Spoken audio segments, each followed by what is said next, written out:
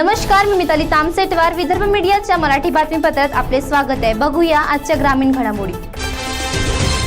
देशात डॉक्टर बाबासाहेब आंबेडकर यांच्या घटनेतील संविधानाची तरतुदीनुसार देशातील केंद्र सरकार शेतकऱ्यांचा 3 विधेयक ओबीसी कानून असंवैधानिक असून ओबीसी मौलिक अधिकार विरोध सरकारी उपभोक्तांचा खाजगीकरण या सर्वांचा विरोध दर्शवून केंद्राच्या वाढती महागाई पेट्रोल डिझेल गॅसमुळे सामान्य नागरिकांचे बेहाल होत असून केंद्र सरकारचा विरोध दर्शवून 21 ची जनगणना जातीनिहाय झाली पाहिजे असे म्हटले आहे।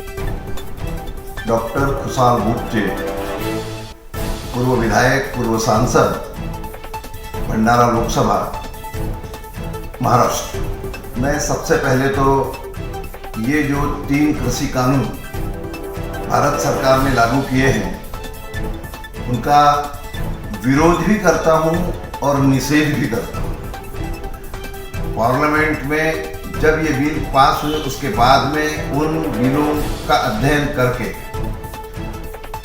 मेरा ये मानना है कि अगर ये कानून भारत में लागू हो जाएंगे तो भारत का किसान और खेती पे काम करने वाला कृषिहर मजदूर ये समाप्त हो जाएगा। इनकी बहुत ही दुर्गति हो जाएगी, क्योंकि ये कानूनों में तो सब मतलब कारपोरेट एरिया को कैसे मदद होगी इसका ऐसा ही भावार्थ है।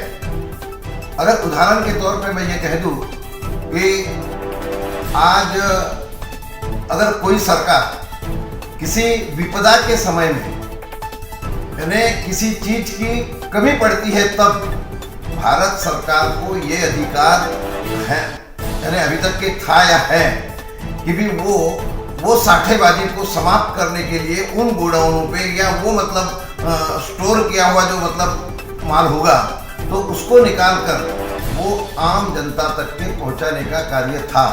लेकिन ये 3 कृषि कानून में से एक कानून के अंतर्गत केंद्र की सरकार ने वो पे अपने अधिकार विड्रॉ कर लिए।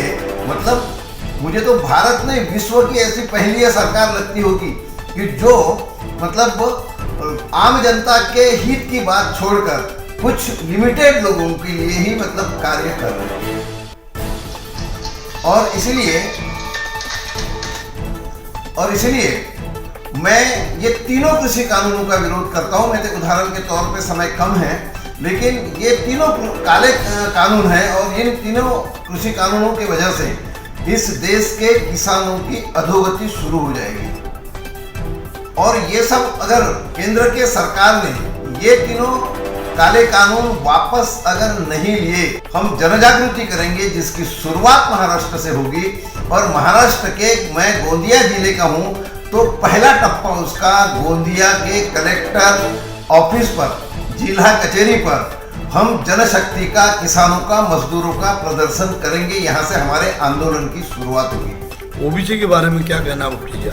और ओबीसी के संदर्भ में मेरा ये कहना है कि भी ओबीसी के मूलभूत अधिकार, ये तीनों कृषि कानूनों का संबंध ही मूलतः ओबीसी को उनके अधिकारों से वंचित करने के लिए किए जा रहे हैं। और जिसके कारण इस ओबीसी जैसा सार्वजनिक उपक्रम सब बेचे जा रहे हैं। भारत सरकार के रेलवे या मतलब एयरपोर्ट या मतलब इस प्रकार के उसका भी मतलब खासगीकरण होने जा रहा है। तो ये सारा इसलिए है कि डॉक्टर बाबा साहब आंबेडकर जी ने ये बात कही थी कि भी जिसकी जितनी संख्या भारी उतनी उसकी हिस्सेदारी। अब जितनी जिसकी संख्या भारी उतनी उसकी हिस्सेदारी, ये अगर मतलब मूलतः संविधान का गावा होगा तो इस देश के 50% यानी बाबा साहब ने तो लिखा है 52% ओबीसी हैं। अगर 52% ओबीसी इस देश में है तो उनको 50% आरक्षण मिलना चाहिए। लेकिन वीपी सिंह जी के समय में वो मंडल आयोग के माध्यम से खाली अपने को जो मिला था तो उसमें भी कुछ लोगों ने कोर्ट में जाकर 27% किया, लेकिन मूलतः वो 27% आरक्षण भी आज ये ओबीसी को मिल नहीं रहा है। और इसी प्रकार अगर सारा खासगीकरण होगा, प्राइवेटाइजेशन होगा और ये सार्वजनिक उपक्रम होगा तो खासगी के लिए वो नियम लागू नहीं है। मतलब इनडायरेक्ट रूप से इस देश के ओबीसी का मूलभूत अधिकार छीनने का काम आज ये भारत की सरकार कर रही है और इसका विरोध हम बहुत तहे दिल से कर रहे हैं और जिसके लिए पूरे देश में भी और सबसे पहले तो महाराष्ट्र में, क्यों कि मैं राष्ट्रीय ओबीसी महासंघ का कार्याध्यक्ष करके भी काम कर रहा हूं और उसके साथ साथ में पॉलिटिकल कोऑर्डिनेटर करके मेरी जवाबदारी जो है, तो इस जवाबदारी के तहत महाराष्ट्र की शुरुआत कर सारे देश में इस आंदोलन को हम पहुंचाने का प्रयास करेंगे। मैं तो बहुत बहुत धन्यवाद उन हरियाणा, पंजाब, उत्तर प्रदेश के किसानों को देता हूं और उनने जब ये आंदोलन शुरू किया तो मैंने यहाँ से अपना समर्थन डॉक्टर खुशहाल गुप्ते, एक पूर्व सांसद करके और राष्ट्रीय ओबीसी महासंघ का कार्याध्यक्ष करके उनको समर्थन दिया है। लेकिन अगर ये सब नहीं होता होगा तो कृति में फिर से हम ये जन आंदोलन का प्रयास शुरू करेंगे, जिसकी महत्व का मुद्दा जो है वो ओबीसी की जनगणना होना चाहिए। जब तक ओबीसी की जनगणना नहीं होगी तो मैं जो अभी थोड़ी देर पहले कहा कि भी जिसकी जितनी संख्या भारी उतनी उसकी हिस्सेदारी, तो ये कहीं पर भी ओबीसी को लागू नहीं हो जाएगा फिर। और इसीलिए हम किसी भी चाहे कोई भी कोर्ट होगा, हाई कोर्ट होगा, सुप्रीम कोर्ट होगा, वहां ये ओबीसी का मुद्दा टिकेगा नहीं। और इसलिए हमारी सबसे बड़ी जबरदस्त मांग ये है कि भी आज जो इस देश में होने वाली जनगणना है उस जनगणना में जात निहाय ओबीसी का कॉलम आना चाहिए और वो अगर नहीं आएगा तो सारे देश का जो ओबीसी है उसको हम जागरूक कर इस सरकार के खिलाफ में जन आंदोलन खड़ा करेंगे। और इसलिए हमारी प्रखर मांग ये ओबीसी की जनगणना है। ग्रामपंचायतच्या समोर सूत्रानुसार अनेक वर्षापासून वास्तव करणारे 22 परिवारांना त्यांच्या घरावर बुलडोजर चालवून जमीनदोस्त करण्यात आले आहे। शासनाने रोड, रस्ते, विद्युत व्यवस्था, शौचालय, इंदिरा आवास योजनेचे सर्व व्यवस्था शासनाने दिले। आज त्या गरीब लोकांना बेघर करण्यात आले आहे। एसडीओ वंदना सौरगपते यांनी घरे तोडण्यापूर्वी 15 दिवसात निवाऱ्याची सोय करणार व लगेच त्या रजेवर गेल्या महसूल प्रशासन व पोलीस द्वारा 13 जेसीपी लावून 40 ते 50 वर्षापासून राहणारे वार्ड क्रमांक 1 व वार्ड क्रमांक 2 येथील शेकडो लोकांचे दिवाणी प्रकरण न्यायालयात विचाराधीन असून त्या घरांना तोडण्यात आले। जिल्हाधिकारी तसेच महसूल कमिशनर यांनी अविलंब लक्ष देऊन त्या गरीब परिवाराला न्याय मिळवून घ्यावा अशी मागणी केली आहे। क्या समस्या तुम्हारी बताइए। सर, हम लोग 30-40 साल से हम लोग यहाँ पे बैठे हैं और हमको क्या कहते भी बोलते हैं कि नरेंद्र मोदी बोलता है कि घर से बेघर नहीं किया जाए। उसके बावजूद हमारे को कोरोना काल में हमको घर से बेघर कर दिए। ऊपर से हमारे ये बूढ़े माँ बाप है, ये छोटे छोटे बच्चे हैं, हम इनको लेके कहाँ जाएंगे सर? और ऊपर से हमारे को घर रहने के लिए नहीं है। यहाँ पे इतने दिनों से हम 15 दिन से 20 दिन हो गए यहाँ पे आके है, तो कोई आके नहीं देखा, ना ही कोई कलेक्टर आके देखा, एसडीओ आके देखा, ना ही नेता वगैरह आके देखे, ना कोई आके नहीं देखा। यहाँ पे हम लोगों का तो कोई मतलब ही नहीं है। ऐसा लग रहा है कि ये दुनिया के हम नागरिक ही नहीं है ये। और क्या मांग है तुम्हारी? हमारी ये मांग है कि हमारा जैसा घर टूटा है वैसे हमारे को घर बना के दे दो। कितने घर तोड़े करीब हुए? 28 घर तोड़े गया है।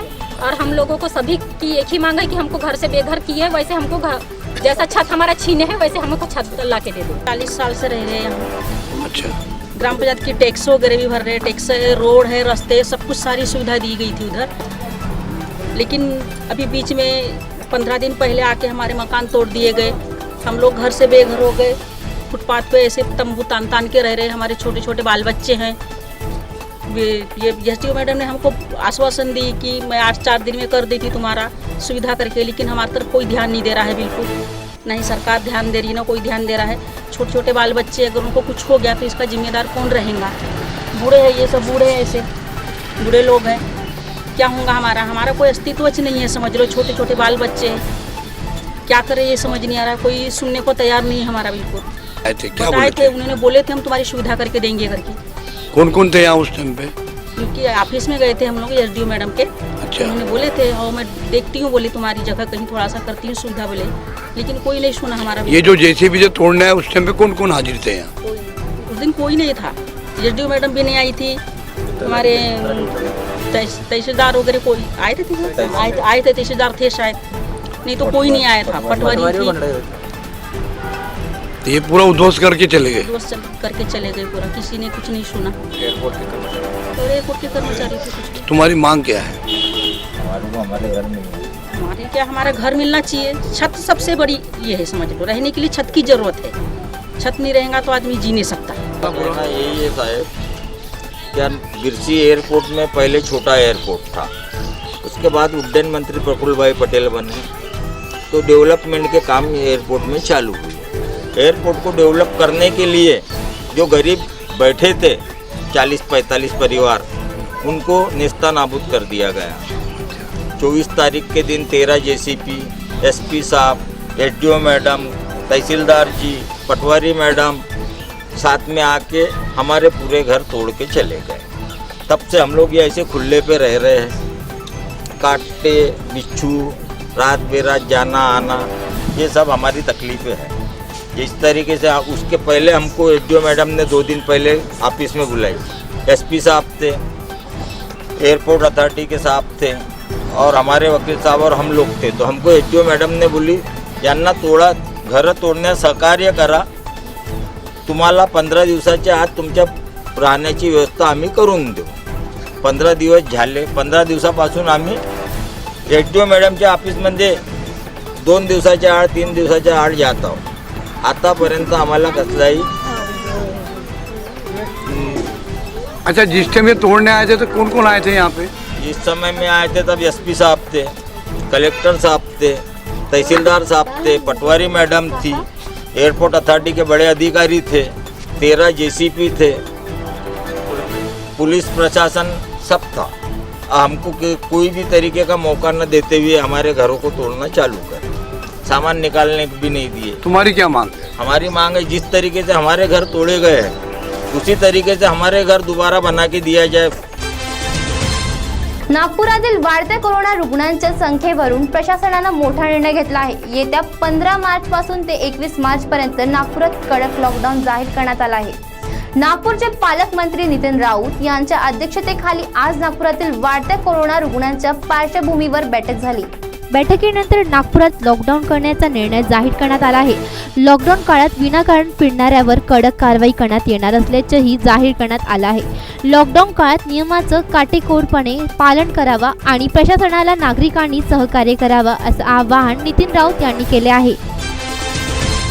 महाशिवरात्रीच्या निमित्ताने राज्यात विविध शिव मंदिरांमध्ये दर्शनासाठी भाविक येत असतात। कोरोनाचा प्रादुर्भाव वाढत असल्याने अनेक मंदिरे बंद ठेवण्याचा निर्णय घेतला गेला आहे। महाशिवरात्रीच्या दिवशी राज्यातील अनेक मंदिरे बंद ठेवण्यात आले आहे। स्थानिक पातळीवर हा निर्णय घेण्यात आला आहे। कोरोनाचा संसर्ग टाळण्यासाठी राज्यातील अनेक महत्त्वाची मंदिरे महाशिवरात्रीला बंद ठेवले आहे। विदर्भ मीडियाच्या मराठी बातमीपत्रात वेळ झाली तर थांबण्याची, बघत राहा ग्रामीण घडामोडी।